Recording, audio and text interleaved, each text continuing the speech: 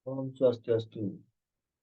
Baik, kali ini saya akan mempresentasikan Rasum Arsitektur Nusantara dari topik 1 sampai 7. Sebelum itu, perkenalkan nama saya Imade Lanang Bilas Nuwartayasa dengan NIM 013 dari kelas A1. Berikut merupakan daftar isi dari topik 1 sampai 7. Topik 1 sampai 4 merupakan faktor-faktor pembentuk arsitektur Nusantara. Topik 5, arsitektur tradisional Bali, Jawa, Madura, dan Sumatera. Topik 6, arsitektur tradisional Kalimantan, Sulawesi, dan NTB. Dan topik terakhir, topik 7, arsitektur tradisional NTT dan Papua. Arsitektur mengajarkan kita untuk merealistiskan suatu angan-angan atau cita-cita menjadi sesuatu yang berwujud. Arsitektur juga memberikan aneka bentuk, fungsi, dan makna pada wujud tersebut. Arsitektur berasal dari bahasa Latin, yaitu bahasa Yunani kuno, yang arki dan tekton, yang artinya pembangunan utama. Menurut Marcus Vitruvius Pilio, adalah suatu karya yang memenuhi syarat harus terdiri dari formitas, utilitas, dan venustas. Selain untuk menyampaikan suatu gagasan, karya arsitektur juga harus mengimplementasikan wujud yang fungsional, kokoh, estetik, dan nyaman. Arsitektur Nusantara tradisional. Arsitektur yang berlangsung dari tahun ke tahun dan tidak berubah-ubah. Ahli atau seorang arsitek dari arsitektur Nusantara biasanya dapat disebut sebagai Panita Bala, Utuh, Undagi, dan lainnya. Pedoman dari arsitektur Nusantara dapat berupa teks, tutur, relief, dan lain-lain. Faktor-faktor pembentuk arsitektur Nusantara yaitu pola permukiman tradisi. Ada di kawasan pedesaan, di puncak atau lereng gunung, ataupun di kaki bukit, sepanjang aliran sungai, dan sepanjang jalan. Dan tipe rumah tradisional Nusantara yaitu rumah panggung, rumah dibangun di atas tanah, adapun rumah yang terapung di atas air. Berikut merupakan konsep arsitektur tradisional. Pada intinya, arsitektur tradisional merupakan tradisi yang menjadi iptek, agama, adat, budaya, pendidikan, dan ekonomi. Pola permukiman dan tipe rumah tinggal Nusantara, ada tipe rumah kolong, panggung, atau panggung, rumah di atas tanah, rumah terapung. Dan pola permukiman di kawasan pedesaan, perbukitan atau lereng, di aliran sungai, di sepanjang jalan atau kanal. Pemahaman tentang arsitektur Nusantara. Yang pertama, arsitektur berasal dari bahasa Yunani yang artinya pembangunan utama. Arsitektur adalah suatu ruang atau tempat hidup manusia yang lebih dari sekedar fisik. Arsitektur merupakan upaya manusia dalam mewujudkan akal yang diwujudkan berupa bangunan. Arsitektur merujuk pada kekuatan, estetika, dan fungsi. Menurut literatur Jawa Nusantara, adalah suatu yang menggambarkan suatu negara yang mengadopsi konsep dari kerajaan Majapahit. Nusantara adalah nama lain dari Indonesia. Nusantara berasal dari bahasa kuno yaitu Nusa berarti pulau dan antara berarti lain atau seberang. Ada pula ciri-ciri arsitektur tradisional.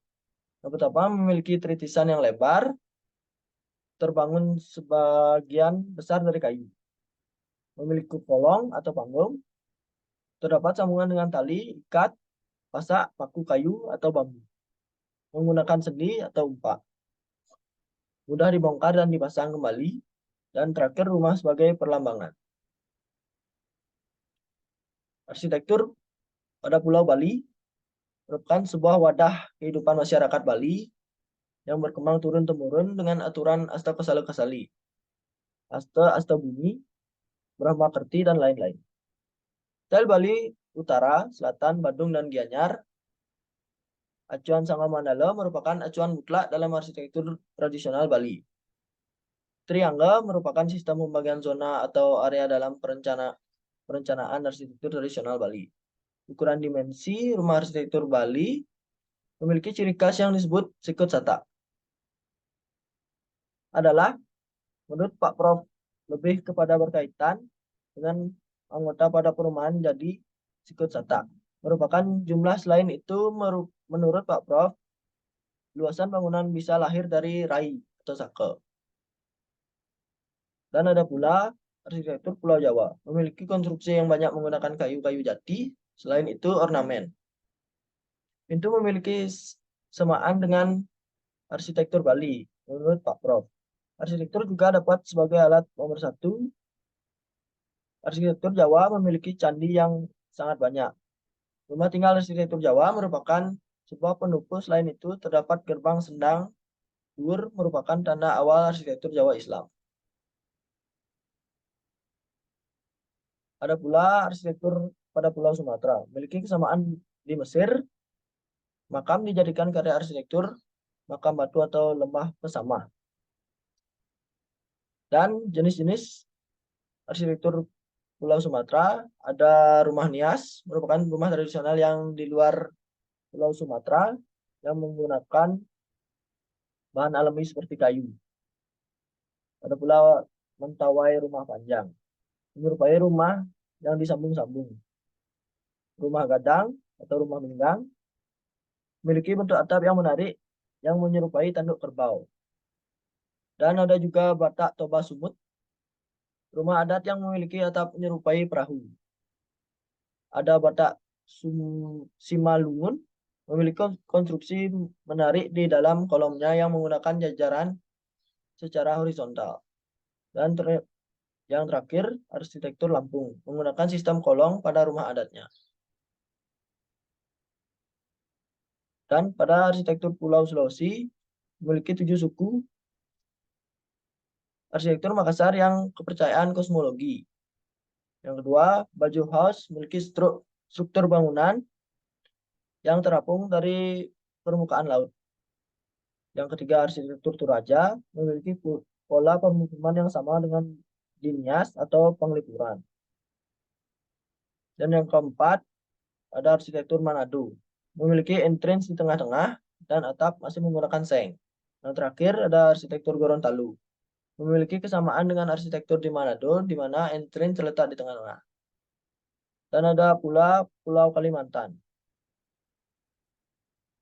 Beberapa rumah di Pulau Kalimantan, yaitu rumah bentang, lamin, atau rumah panjang, merupakan kumpulan dari lamin-lamin yang memiliki ornamen yang cantik. Ada juga arsitektur Balikpapan, arsitektur kearifan lokal yang dikembangkan oleh Belanda. Arsitektur Palangkaraya memiliki rumah arsitektur di atas pemukiman sungai. Dan yang terakhir ada Banjarmasin, memiliki rumah adat yang sama dengan di Palangkaraya. Arsitektur tradisional pada Pulau Lombok. Arsitektur yang memiliki kesamaan dengan arsitektur Bali dan memiliki nuansa Hindu yang kental. Yang berupa rumah senaru. Lombok yang memiliki kesamaan rumah adat di Bali. Permukiman di Lombok sangat mirip dengan yang adanya di Penglipuran Bali. Ada juga Sasak House, merupakan rumah tradisional yang berada di Lombok. Lombok memiliki ikon berupa bangunan lumbung. Ada pula Sumba memiliki atap yang menyerupai atap joglo. Umbatangu Sumba merupakan sebuah perkampungan. Dan Wairebo rumah yang memiliki bentuk kerucut. Ada pula arsitektur tradisional di Pulau Timur. Gaweng merupakan rumah adat yang ada di Kupang, maaf, dan menggunakan material bangunan dari pohon lontar. Ada pula Irian memiliki rumah adat Kariwari dan Hongai. Kariwari dihubungkan dengan bangunan suci bagi masyarakat Irian.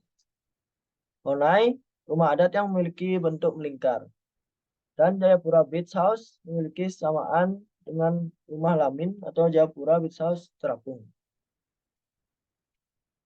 Berikut merupakan presentasi dari resume arsitektur topik 1-7. Jika ada salah kata, saya mohon maaf dan terima kasih. Om Santi Santi Santi.